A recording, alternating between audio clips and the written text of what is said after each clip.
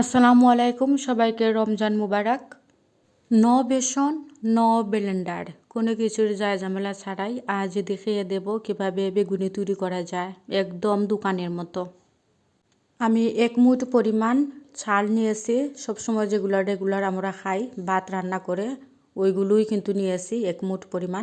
এখানে 3 ধরনের ডাল নিয়েছি, মসুরি ডাল, বুট ডাল আর খেসারি ডাল।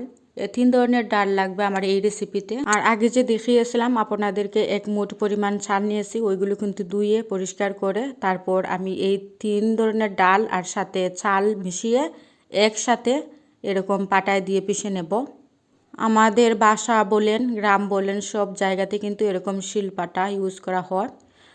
তাদের কথা চিন্তা করেই কিন্তু আজ এই শিলপাটা দিয়ে আপনাদেরকে মজার বেগুনি বানিয়ে দেখাবো।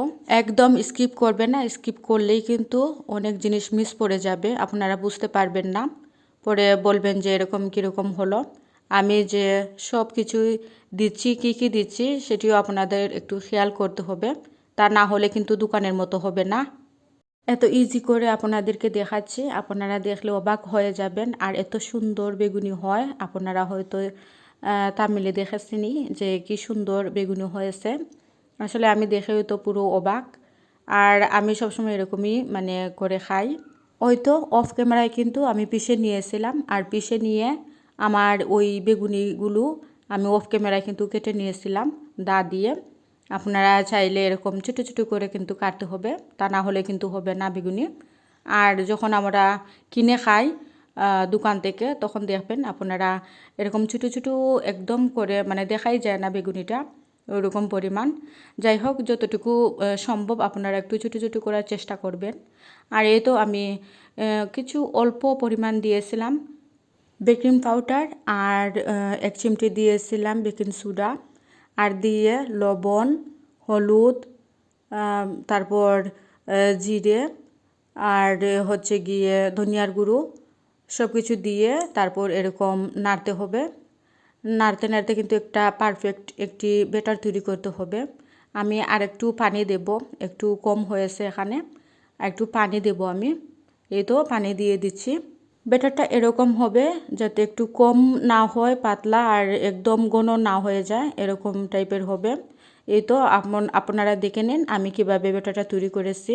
এরকম একটি পারফেক্ট ব্যাটার তৈরি করে নেবেন। আপনারা চাইলে হাত দিয়ে এভাবে ডলে ডলে করতে পারবেন। আমি কিন্তু চামচের সাহায্যে এরকম করে নিলাম। আর আপনারা তো দেখতেই পারছেন কীরকম ব্যাটারটা তৈরি করা হয়েছে। এখন আমি ওই যে বেগুনি দেখাচ্ছি আপনাদেরকে কীরকম, ওইরকম করে তারপর চুলায় কম আঁচে ভেজে নেব। যারা যারা আমার এই ভিডিওটি দেখে একটুকু উপকৃত হয়েছেন, প্লিজ একটি লাইক দিয়ে দেখবেন। আর যদি আপনাদের মতামত থেকে থাকে তাহলে কমেন্ট করতে পারেন। অবশ্যই আপনাদের রিপ্লাই দেওয়ার চেষ্টা করব। আপনারা কমেন্ট করে জানাবেন আমাকে। আপনারা যদি জানান আমাকে কমেন্ট করে, তাহলে আমার ভিডিও বানানোর আরও উৎসাহ থাকবে ভিডিও আপলোড দেওয়ার। আর এরকম সুন্দর সুন্দর ভিডিও কিন্তু আমি আপনাদেরকে উপহার দিতে পারবো। যারা যারা আমার এই চ্যানেলে নতুন ভিজিট করেছেন, প্লিজ আমার চ্যানেলটি সাবস্ক্রাইব করে রাখবেন। রমজান উপলক্ষে আমি নতুন নতুন ভিডিও আপলোড দেব, আপনারা যদি একটু উৎসাহ দেন আমাকে। কাজে আর একটু মনোযোগ সহকারে আপনাদেরকে আমি ভিডিও আপলোড দিয়ে এরকম নতুন নতুন রেসিপি শেয়ার করব আপনাদেরকে। এই তো অফ ক্যামেরায় কিন্তু আমি ভেজে নিয়েছিলাম, আর ভেজে এরকম হয়েছে, কত সুন্দর কালার এসেছে। এরকম লাল লাল করে ভেজে নেবেন আপনারাও। আর এত সুন্দর কালার এসেছে, দেখুন আপনারা একবার বাসায় ট্রাই করে দেখবেন কীরকম লাগে। আর খেতেও কিন্তু অনেক দারুণ লাগে। অনেকেই ডাল ভিজিয়ে তারপর শুকিয়ে তারপর ব্লেন্ডার করেন, পাউডার করেন। এরকম পাউডার ঝামেলা ছাড়াই কিন্তু আমি শুধু শিলপাটা দিয়েই আপনাদেরকে দেখিয়ে দিলাম এত সুন্দর বেগুনি। আপনারাই দেখুন কীরকম মুচমুচে হয়েছে।